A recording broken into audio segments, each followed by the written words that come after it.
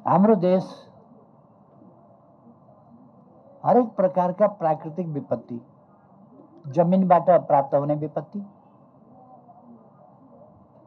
पानीबाट प्राप्त हुने विपत्ति, आगोबाट प्राप्त हुने विपत्ति, हावाबाट प्राप्त हुने विपत्ति, यी सबै विपत्तिहरू हाम्रोमा आइलाग्छ। जमिनबाट भूकम्प गएर त्रासदीपूर्ण भूकम्प जसले अघि नै हामीले सुनिसक्यौँ 9 लाख भन्दा बढी घरहरू संरचनाहरू भत्काउने, 9,000 भन्दा बढीको ज्यान जाने, यस्तो खालको एउटा त्रासदीपूर्ण घटना हाम्रा पुरातात्विक, ऐतिहासिक, धार्मिक अनेक मोनुमेन्टहरू, धरोहरहरूको क्षति भएको थियो। त्यसै गरेर कहिले हावाहुरीले अन्नबाली समाप्त पारिदिन्छ, कहिले घरहरू भत्काइदिन्छ। हावाबाट पनि हामी त्यत्तिकै मौसम अनुसार पीडित हुन्छौँ, पानीबाट धेरै पीडित हुन्छौँ, कहिले असाधारण बाढी आउँछ र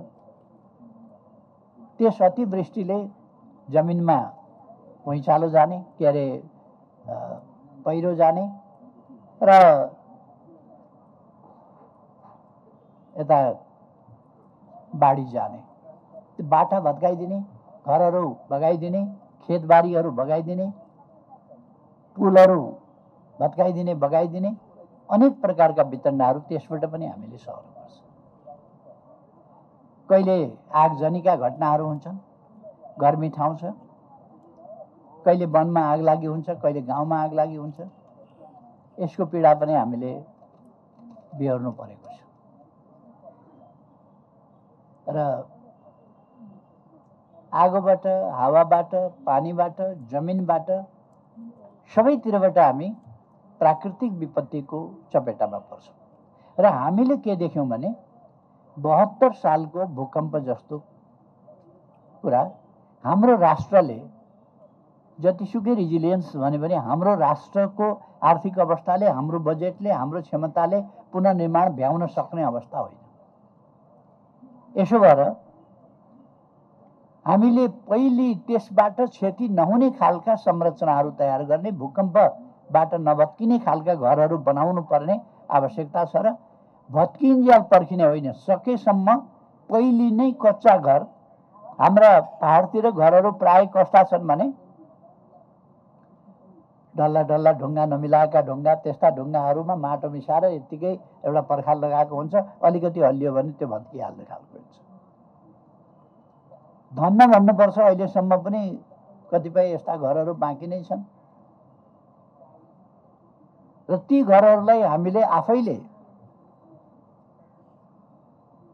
हरेक व्यक्तिले पनि आफ्ना घरहरूलाई सुरक्षित कसरी बनाउने भन्ने कुरामा ध्यान दिनुपर्दछ र जहाँ फलामको प्रयोग होस्, जहाँ काठको प्रयोग होस्, जहाँ सिमेन्टको प्रयोग होस्, जहाँ बालुवाको प्रयोग होस्, यसरी नभत्किने खालका संरचनाहरू, नभत्किने खालका मेटेरियलहरूको प्रयोग गरेर पहिले नै निर्माण गर्यो भने पछि अचानक एउटा भयावह परिस्थिति, क्षति, जीवन, ज्यान र धन हरेक कुरामा जुन भयावह क्षति बिहोर्नु पर्ने हो त्यो अवस्था नआउन सक्छ। त्यसै कारण हामीले पहाडमा फुसका छानालाई जस्ता पाताहरूले विस्थापित गर्यौँ, किनभने त्यो आगो लाग्न नपाओस्। कमसेकम जस्ता पातामा, फुसका छानामा जस्तो छिटो आगो लाग्दैन, लागिहाल्यो भने निभाउन सकिन्छ। त्यसकारण हामीले यी कामहरू अगाडि बढायौँ। तराईमा जनता आवास जस्ता कार्यक्रमहरू मार्फत फुसका साना साना छाप्राहरू, बुकुराहरू, घरै भन्न नमिल्ने खालका, त्यस खालका घरहरूलाई विस्थापित गर्न जनता आवास कार्यक्रम जस्ता लग्यो। कतिपय ठाउँमा जमिनको धनीपूर्जा नहुने आदि जस्ता कारणहरूले त्यो पनि बनाउन नसकिने खालका अवस्थाहरू, त्यसलाई हामीले मिलाउँदै जानुपर्छ र कानुनी प्रावधानहरू सजिलो बनाउनुपर्छ।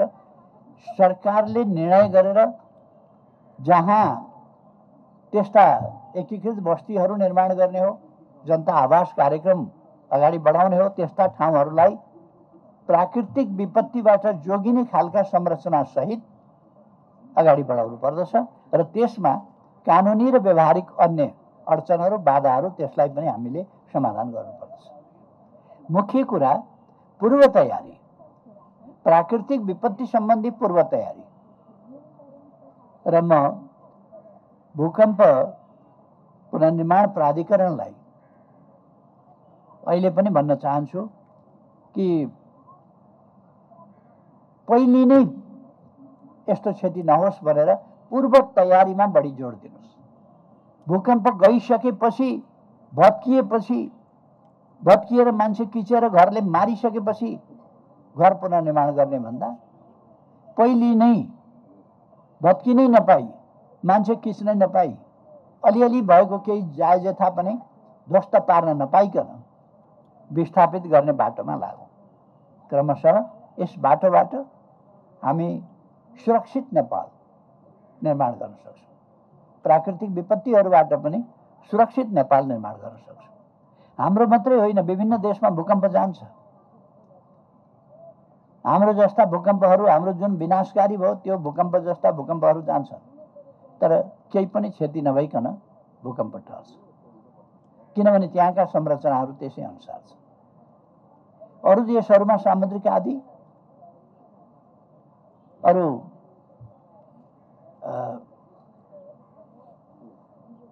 समुद्रबाट आउने अरू प्रकारका विपत्तिहरू, त्यस्ता विपत्तिहरू, ती कुराहरू हाम्रो देशमा छैनन्। समुद्रका विपत्तिहरू हामी कहाँ छैनन्। पानीका भए पनि खोलाका छन्, ताल तलैया ग्लासियर विस्फोटका हुन सक्छन्, थामेमा भए जस्तै। यस्ता कुराहरूलाई हामीले जलवायुका समस्याहरू, जलवायु परिवर्तनका समस्याहरूलाई सम्बोधन गर्ने विधिबाट त्यस्ता कुराहरूलाई पनि समाधान गर्न सकिन्छ। र अर्को कुरा, सकेसम्म त्यस्ता बस्तीहरूलाई कुनै ग्लासियर केही भइहाल्यो भने पनि त्यस्तो बस्ती तलतिर क्षति नहोस् भन्ने कुरामा ध्यान दिनुपर्छ। यसपल्ट थामेमा दिउँसो भएको हुनाले मानिसहरू भाग्न पाए। दिउँसो भएको हुनाले त्यस विपत्तिबाट क्षति, जनको क्षति, जीवनको क्षति कम भयो। यदि त्यस्तो हुँदैन थियो भने, राति हुन्थ्यो भने, यही 72 साल वैशाख 12 गतेको भूकम्प यदि राति बिदाको दिन पर्दैन थियो, राति भएको हुन्थ्यो त्यो घटना भने त्यसले असाधारण विनाश गर्ने थियो। तर दिउँसो 12 भन्दा 4 मिनट मात्र अगाडि हुँदा 11:56 बजे शनिबारको दिन, बिदाको दिन परेको हुनाले क्षति कम भयो, त पार्न सक्दैनौँ। त्यसकारण त्यस्तो समय पार्न सक्दैनौँ भने जस्ता सुकै समयमा पनि हामी सुरक्षित हुनुपर्ने विधि हामीले अवलम्बन गर्नुपर्छ। यस्तो स्थितिमा एउटा पुनर्निर्माणको क्षमता, असाधारण पुनर्निर्माणको क्षमता देखाएका छौँ। त्यसबेला उद्धार कार्यमा, राहत कार्यमा हाम्रा सुरक्षा निकायहरू, सङ्घ संस्थाहरू र हाम्रा जनताले गरेका प्रयासहरू असाधारण छन्, प्रशंसनीय छन्। म अहिले पनि त्यो स्मरण गर्न चाहन्छु र उहाँहरूको प्रशंसा गर्न चाहन्छु। सुरक्षा निकायहरूले जुन असाधारण योगदान गरेका छन् त्यसको प्रशंसा गर्न चाहन्छु। त्यसै गरेर पुनर्निर्माणका काममा र राहतका कामदेखि या रेस्क्युका कामदेखि नै हाम्रा मित्रहरूले, हाम्रा सहयोगी मित्रहरूले अप्ठ्याराको परिस्थितिमा हामी साथ छौँ भनेर जुन हात बढाउनु भयो, मित्रताका हातहरू, सहयोगका हातहरू, ती असाधारण छन्, स्मरण योग्य छन् अथवा भुल्न नसकिने खालका छन्। म त्यसका निम्ति साथीहरूलाई धन्यवाद भन्न चाहन्छु। त्यसै गरेर पुनर्निर्माणका काममा हाम्रो मात्रै प्रयासबाट सायद त्यति छोटो समयमा हामीले ती कामहरू गर्न सक्ने थिएनौँ होला। हाम्रो मात्रै प्रयासले त्यो पर्याप्त हुँदैन थियो। हामी धेरै अप्ठ्यारो स्थितिमा हुने थियौँ। तर म हाम्रा सहयोगी मित्र राष्ट्रहरू, सङ्घ संस्थाहरू सबैलाई धन्यवाद भन्न चाहन्छु कि उहाँहरूले यस्तोमा असाधारण सहयोग पुर्याउनु भएको छ, असाधारण तत्परता देखाउनु भएको छ, नेपाल र नेपाली जनताप्रति असाधारण मित्रता देखाउनु भएको छ। यसका निम्ति म सबैप्रति आभार व्यक्त गर्न चाहन्छु र धन्यवाद भन्न चाहन्छु। हामीले भूकम्प जाने बित्तिकै अलिकति हाम्रो परिस्थिति कस्तो थियो भने हामी संविधान निर्माणको कामको अन्तिम चरणतिर थियौँ। हामीसँग अत्यन्त तितो अनुभव थियो। एउटा संविधान सभा 4 वर्षको कार्यकाल पुरा गरेर संविधान दिन असफल भएर टुङ्गिएको थियो र धेरै मेहनतबाट, धेरै कठिनाई पार गर्दै, धेरै व्यवधानहरू पन्छाएर हामी संविधान निर्माण गर्ने अन्तिम चरणतिर गएका थियौँ दृढ सङ्कल्पका साथ। भूकम्प त्यसै बेला गयो। हामी जति बेला संविधान निर्माणको अन्तिम चरणतिर थियौँ र संविधान जारी गर्ने हाम्रो आकाङ्क्षा, जुन एउटा राष्ट्रको साझा आकाङ्क्षा थियो, तितो अनुभवसहित, अघिल्लो असफलताका तितो अनुभवसहित त्यही कुरा हामी दोहोरिन नदिन चाहिरहेका थियौँ र कुनै पनि हालतमा दोहोरिन नदिने हाम्रो सङ्कल्प थियो। त्यस संविधान सभाले संविधान दिनै पर्थ्यो।